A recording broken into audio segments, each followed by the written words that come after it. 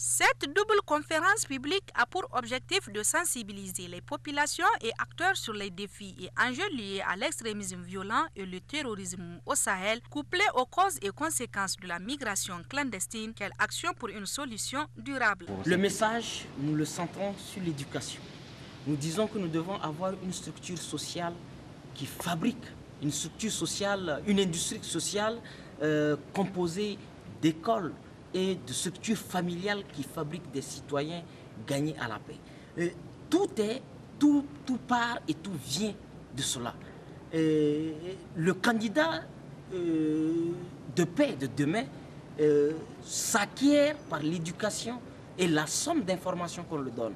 3 interventions ont rythmé la cérémonie d'ouverture de cette conférence, dont celle en premier lieu du deuxième maire adjoint de Gao qui a invité les participants à l'assiduité et au débat franc et sincère. Ensuite, le secrétaire à la communication du REPAD Niger, Morouyaye Zakariaou, a pris la parole pour présenter sa structure et ses actions multiples et multiformes entreprises dans le cadre du renforcement de la paix, de la démocratie et du développement, avant de terminer par exprimer sa solidarité aux victimes du terrorisme. Il a pour objectif spécifique de promouvoir la paix, atténuer les conflits à travers les médias, la culture et le sport, renforcer le rôle des femmes et des jeunes dans la lutte contre l'extrémisme violent.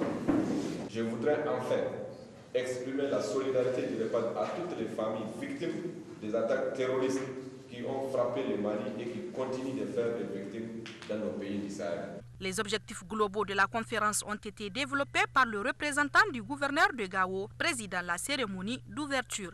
Cette conférence à laquelle nous sommes conviés vise d'une part à sensibiliser les populations locales de Gao sur l'extrémisme violent et d'autre part l'amélioration du transit des migrants subsahariens par les actions de sensibilisation d'une migration sécurisée.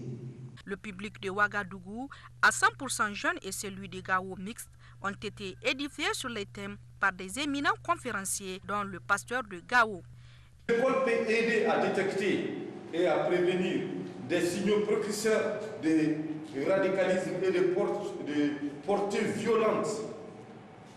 Par les biais de cette détection, des mesures d'accompagnement idoines des jeunes en question, ils peuvent être aidés. Et une action en amont peut en effet prévenir le basculement dans une phase de recrutement et de passage à des actes violents.